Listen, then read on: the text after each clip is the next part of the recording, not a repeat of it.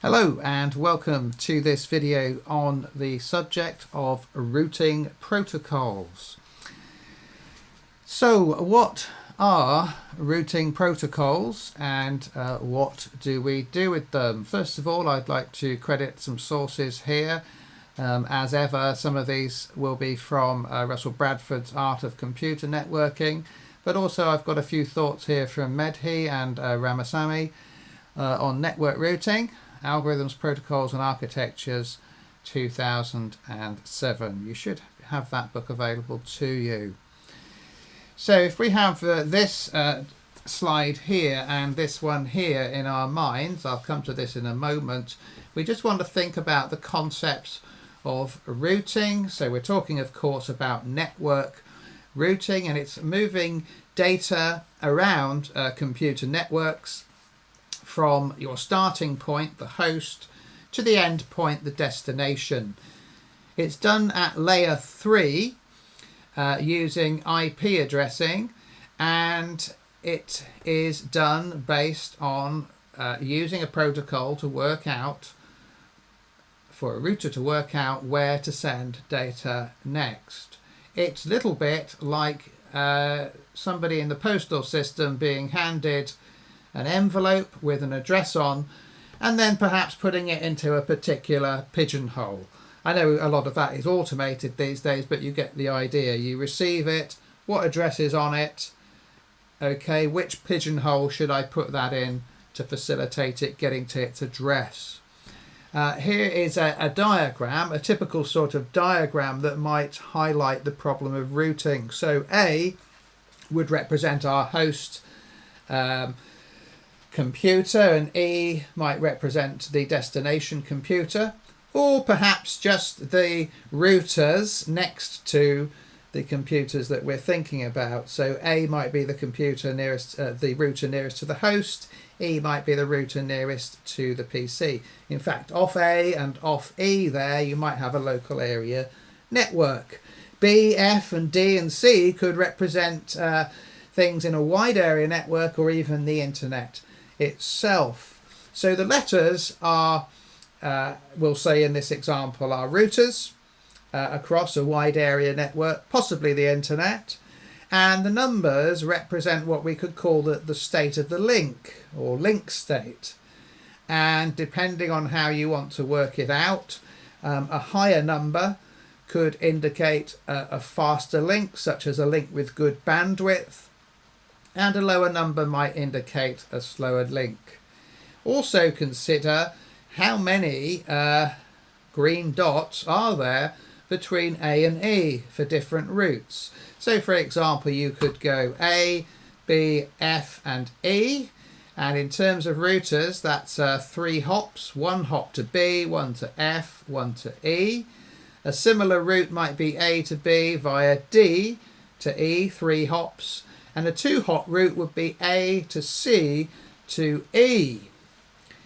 That sounds faster. Now, depending on the value that you put on the numbers, A to C with this 15 here, and then C to E with this 10 here, that would be a route cost of 25.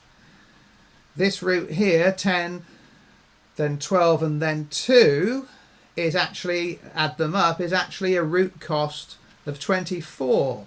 And so if a high number represented a fast route and a lower number represented a slower route, then actually you would stick with the high number. If it's the other way round, we'd go from A to B, D to E at a cost of 24. So it all depends on what the numbers mean, but I hope you get the idea that there are many ways for routers to route traffic across a wide area network. And of course, not all of these green dots necessarily will be available at any particular point in time. And of course, the state of the link, might change as well during the operation of all of these routers. It's up to routing protocols to recognize changes. So let's, for example, say that C disappears.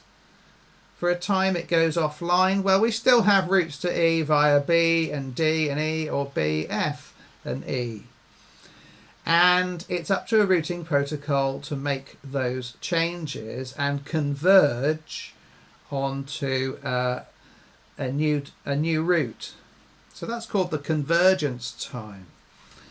Okay, so let's move on quickly. So from Mehdi here, he says a router's functions are to read the destination address marked in an incoming IP packet, to consult its internal information, could be a database, to identify an outgoing link to which the packet is to be forwarded, and then to forward the packet. So that's the fundamental function of a router. Also, routers are designed to push packets around networks, but they have limitations in terms of memory, processing capacity and things like that. A router maintains a finite amount of space called a buffer to store backlogged packets. So if it's receiving more packets than it can cope with, it can go into the buffer. Okay, if the buffer gets too full, there's too much traffic coming in, then of course some of those packets will no longer go into the buffer but will be dropped, i.e. they'll just go out of existence. Okay, so it's up to routers to find routes, but it's not up to routers to ensure safe delivery. As has been said in other videos and sessions that I've done, safe delivery is usually the job of protocols higher up, either the TCP/IP model or the OSI packet, the OSI layered model.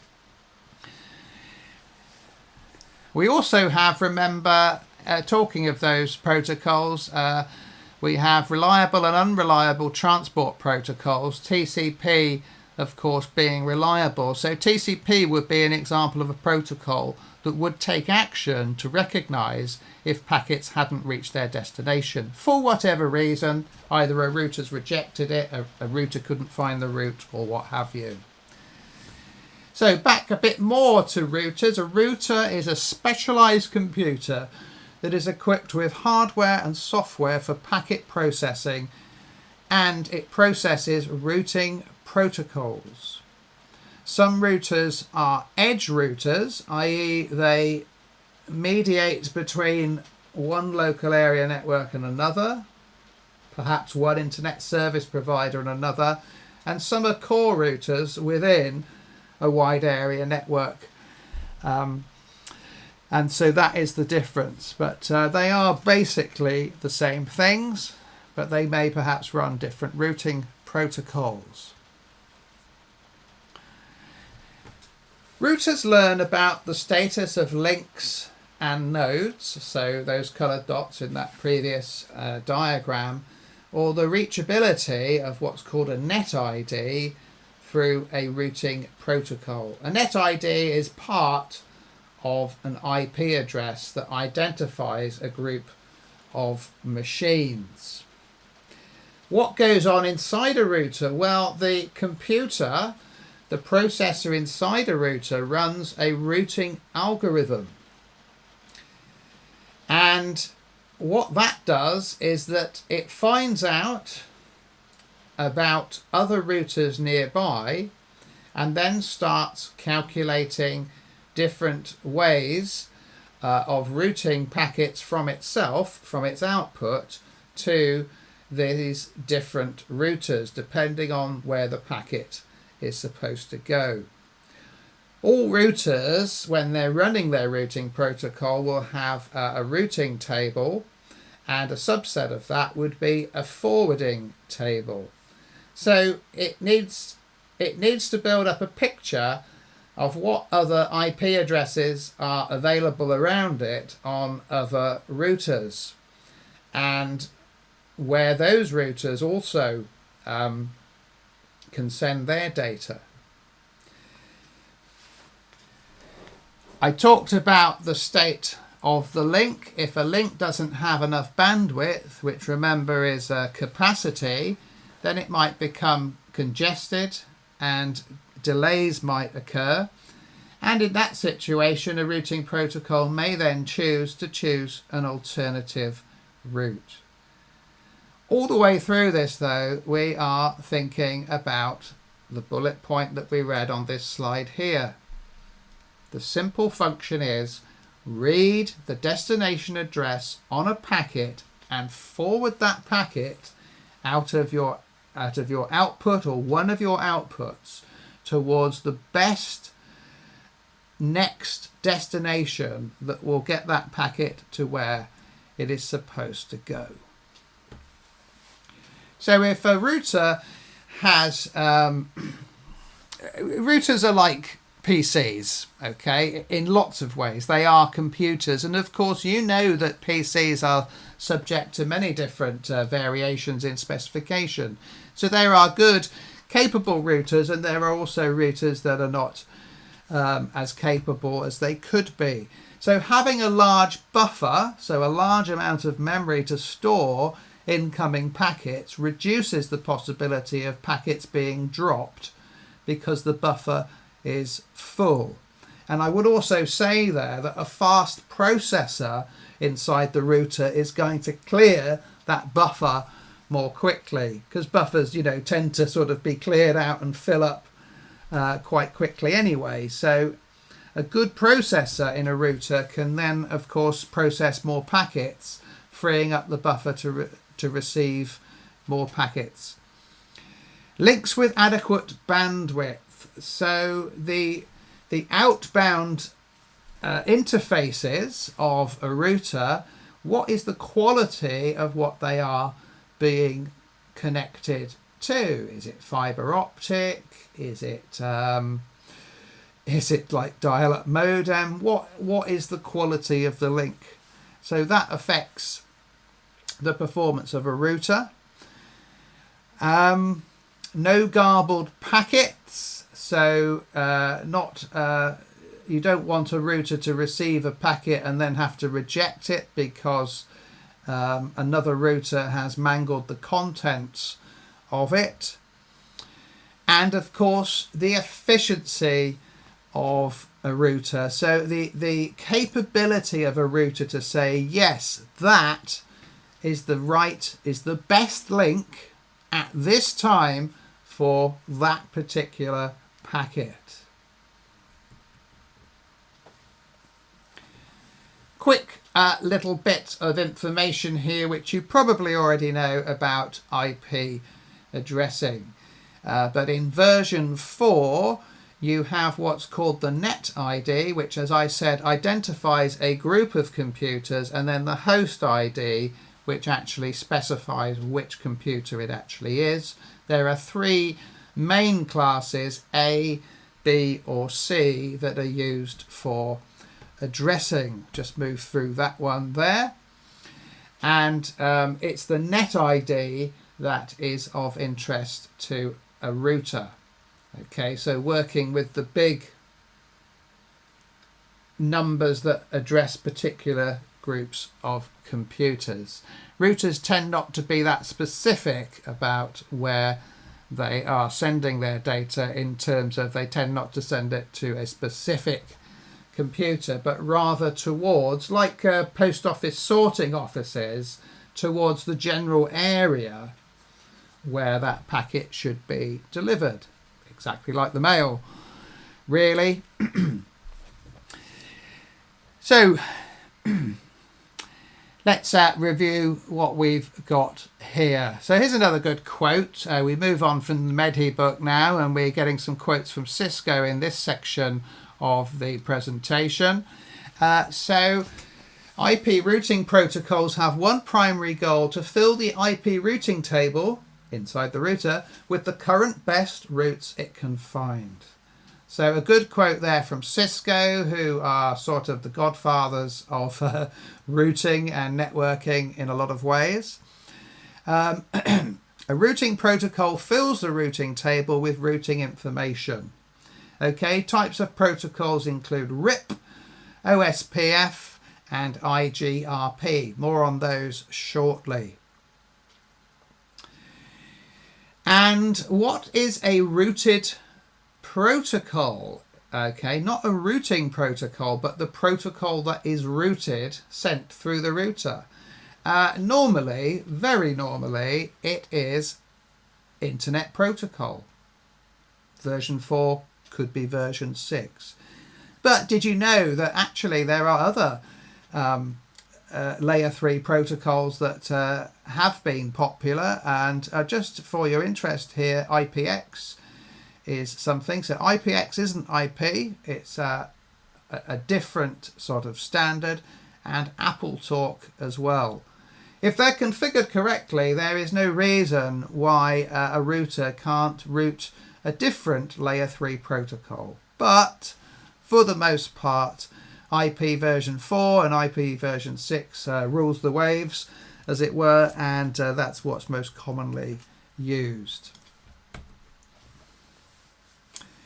Okay, this is what you want. Some of this information is from Cisco then. In that routing table, you want a protocol that is going to fill that table with valid, so they're current and they work, and they haven't gone down, valid, up-to-date routes, and loop-free routes. So looping is a problem in routing, where a packet could continue around between different routers forever because of misconfigurations in routing tables. However, IP has a solution to that called TTL, time to live. Every time a packet passes through a router, the TTL value is recalculated and it is decremented by 1. So even if you started at 32 or whatever, your packets will eventually die and be deleted when your time to live equals 0. This prevents networks being clogged up with rogue looping packets. So that's what they built into IP to prevent that problem.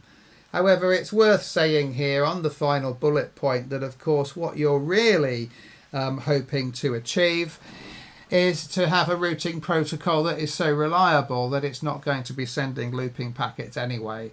So TTL is kind of your belt and braces emergency solution. Here on this colourful slide is what we expect a routing protocol to do.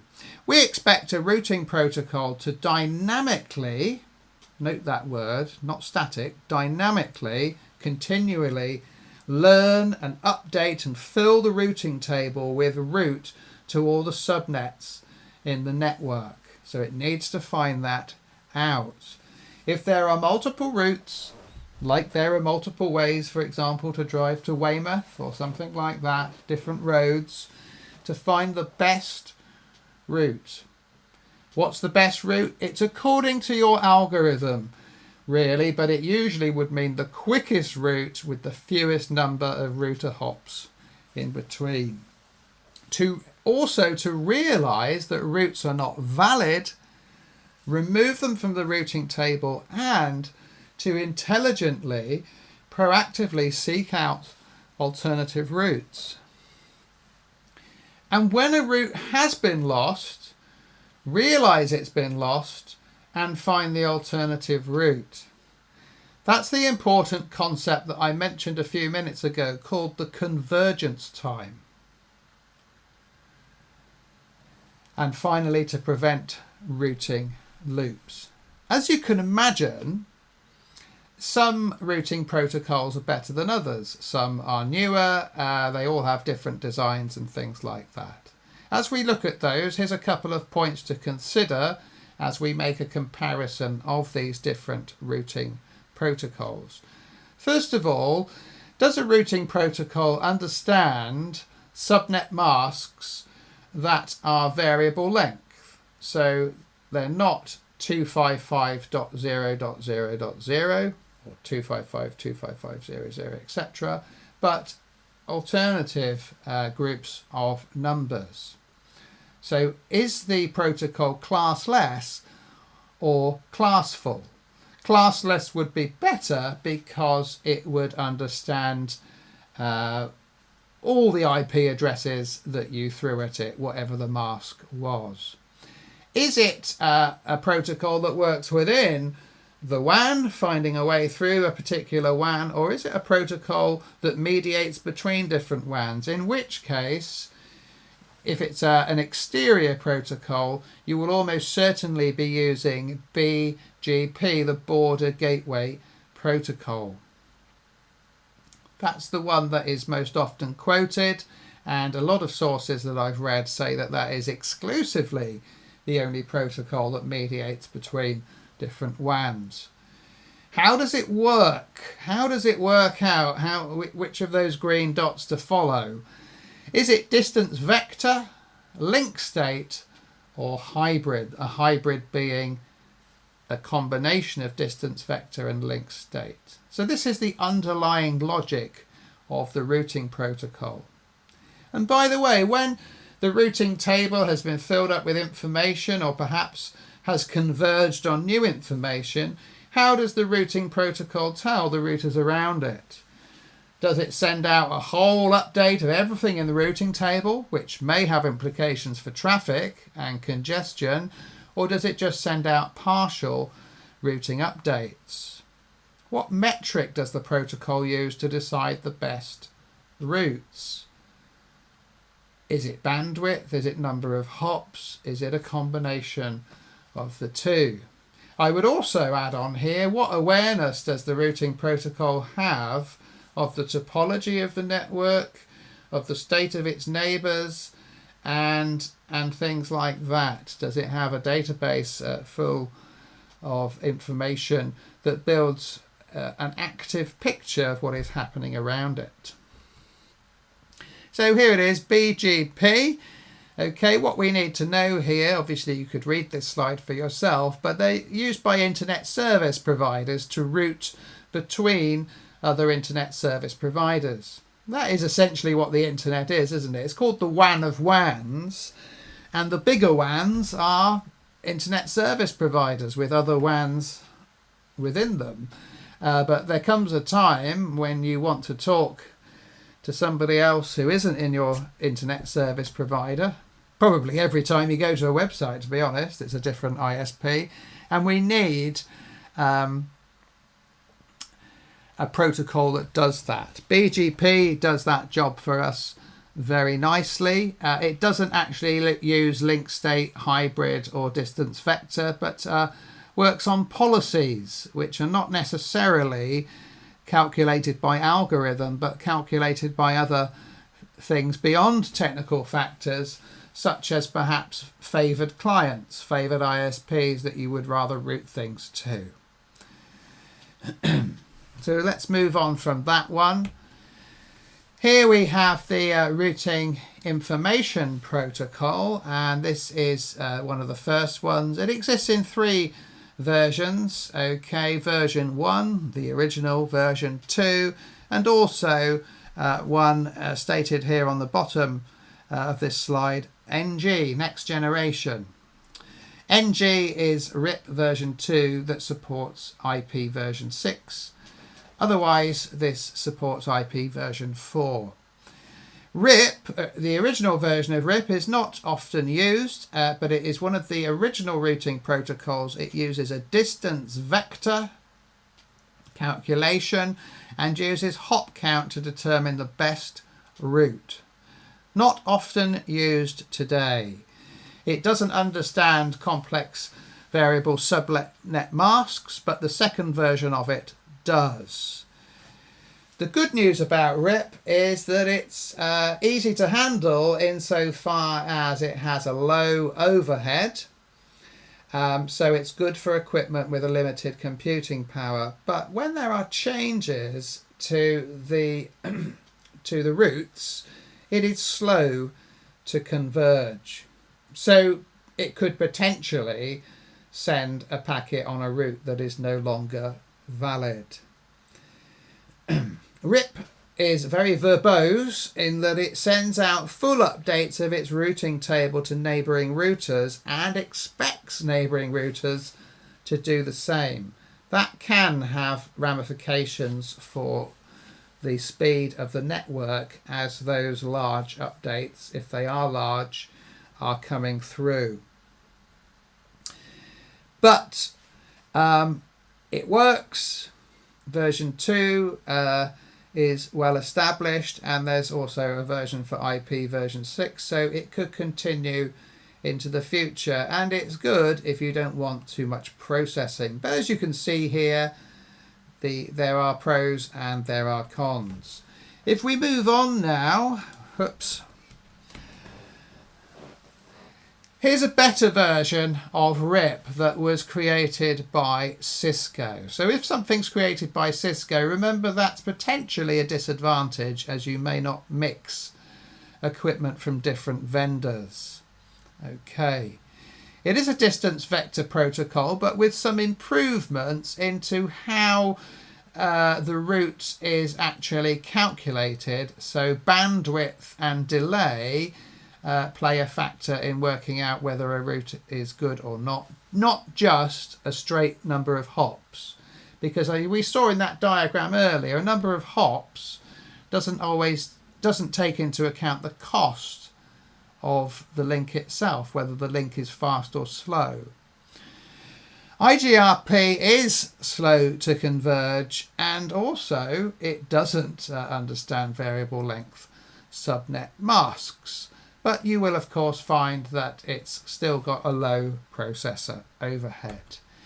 So an enhanced version by Cisco, which actually has a lot of changes, so it's barely enhanced, it's almost completely different.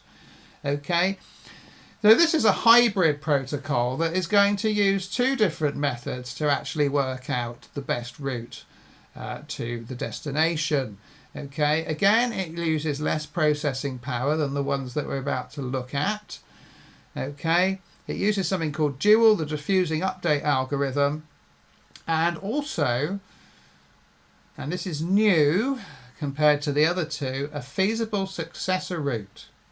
So even when it has the best route calculated, it already has an alternative route up its sleeve. And of course, because it has that, it's very fast to converge. So it has a fast convergence compared to RIP and IGRP.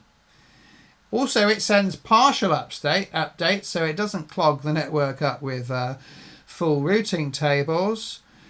And it also has a feature called neighbor discovery to seek out adjacent routers. So it's more active and intelligent and aware of its surroundings.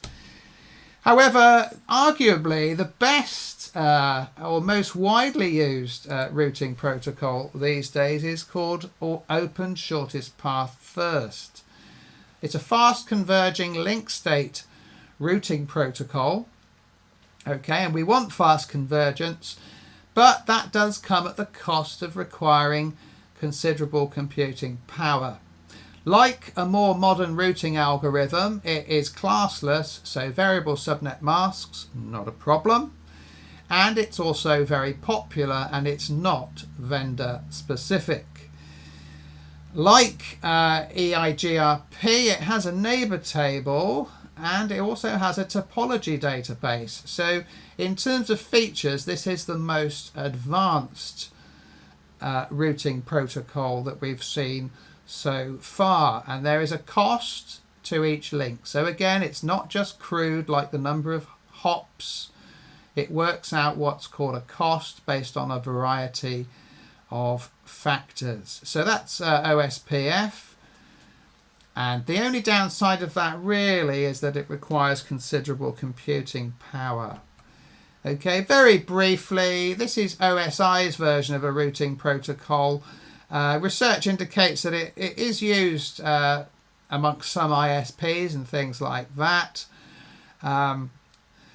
It's intermediate system to intermediate system, which really just means router to router. It supports VSLM, and there isn't really a huge amount to say about it, but I would argue that it's not particularly popular. But you could use it on any equipment, and the processing power would be fairly high. Static routing. when you've had all of these routing protocols, occasionally you have a sort of a dead-end network called a stub. Do you want your routing protocol to continually update to show that stub in the routing table, or wouldn't it be easier just to manually set the route once and for all, because you know that the stub network is not going to change? And that is the concept of static routing. All these other ones are dynamic because they are working out and converging on new routes as they go along. So that is a static routing. So it's for any situation, particularly a stub network, where you just want the router to push data to a certain place. So that concludes this presentation on routing protocols. As I said, OSPF is the most popular one in use today. The ones that can calculate the routes most accurately do, of course, come at the higher cost of processing power. So older routers may not be appropriate to do that. Also bear in mind the Cisco, non-Cisco, non-proprietary split, okay, which is important. And of course remember the convergence time, and also whether or not it is classful or classless. Classless obviously being better. So that concludes my presentation on routing protocols. Thanks very much for listening. Bye bye.